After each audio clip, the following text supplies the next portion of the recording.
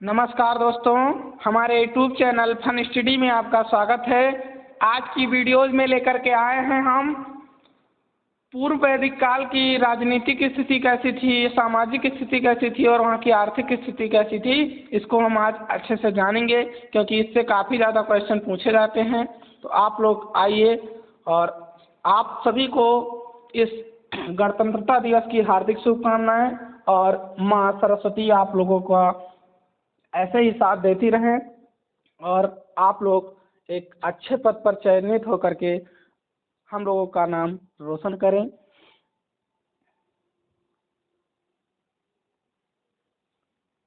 पढ़ेंगे पूर्व वैदिक काल की जो राजनीतिक स्थिति थी, उसमें कह रहा है कबीलाई जीवन था। यहाँ का क्या था, जो जीवन था वो कबीला मतलब कबीले में रहते थे लोग, एक कबीला बना कर करके मतलब जैसे एक बस्ती टाइप का होता था और जिसके समूह को क्या कहा जाता था, जन कहा जाता था। जो उनका समूह होता था उसे हम क्या कहते थे, जन।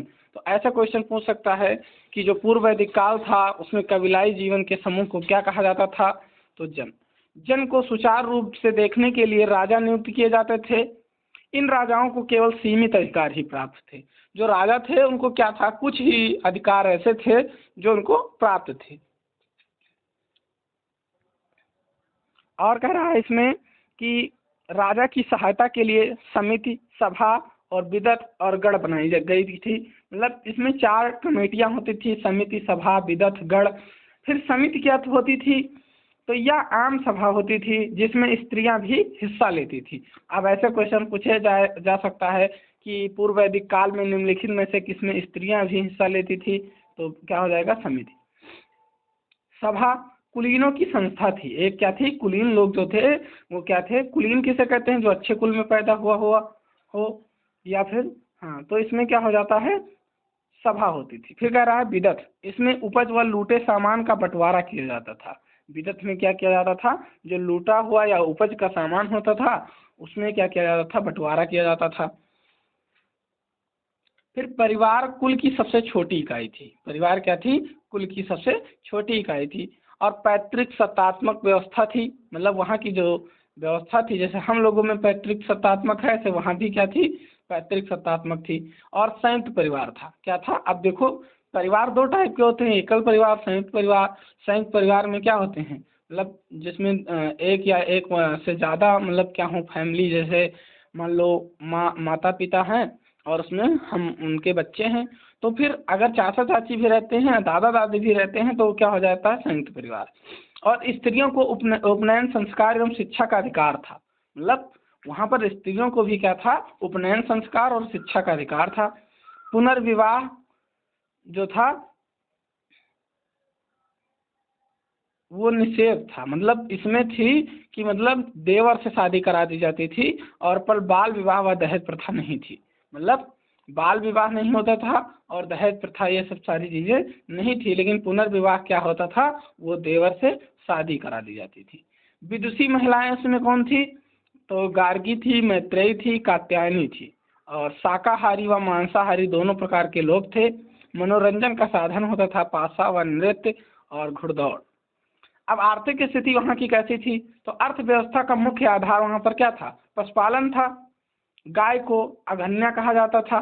सर्वाधिक महत्व है इसका, जो 176 बार प्रयोग किया गया है। घोड़े का प्रयोग रथ के लिए किया जाता था। कृषि का प्रयोग कम था, 24 मंत्र हैं कृषि के लिए।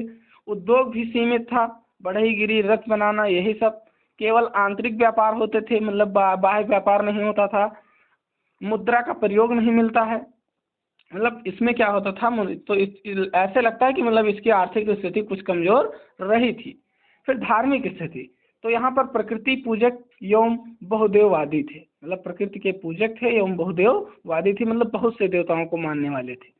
अब देवताओं की भिन्न श्रेणियाँ थी। अब अंतरिक्ष के देवता, पृथ्वी के देवता और आकाश के देवता अलग अलग थे।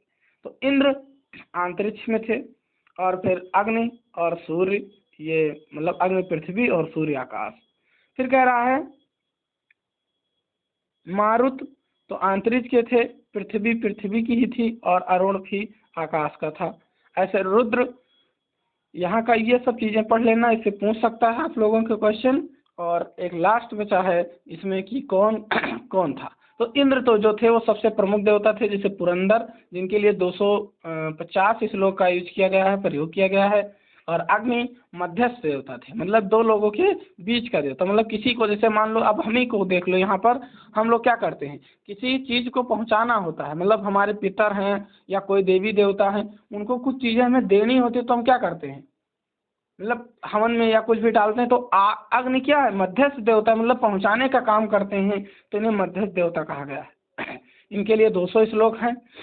वरुण वर्षा के देवता हैं, और सविता चमकता सूर्य गायत्री मंत्र, और मित्र उगता सूर्य, और अश्विन चिकित्सक देवता हैं, और पूषण पशुओं और औषधि, और सोम वनस्पति और देवता। तो वैदिक पूर्व वैदिक काल में मैंने हम लोगों ने ये सब चीज़ें जाना। अगर कोई टॉपिक न रह गया होगा, मतलब नहीं पढ़ाया गया होगा, कमेंट बॉक्स में कमेंट जरूर करिएगा। वैसे मैंने अपने नोट्स से अच्छे से बनाया है इसे, और आप लोगों तक पहुंचाने का कार्य कर रहा हूं, और हमें विश्वास है कि आप लोगों का जो पेपर होगा वो इससे हट के क्वेश्चन कहीं नहीं पूछ सकता, क्योंकि मैंने भी काफ़ी ज़्यादा पेपर दे चुके हैं जिसमें मैंने देखा है कि जो चीज़ें मिलती हैं वो यहीं से मिलती हैं। बाकी आप लोग और सब्जेक्ट पढ़ते रहिए, भूगोल विकास सर पढ़ा रहे हैं, और हमारे चैनल पर आगे कई सारे कोर्स चलाए जाएंगे, आप लोग जुड़े रहिए। धन्यवाद। जय हिंद सब लोगों को।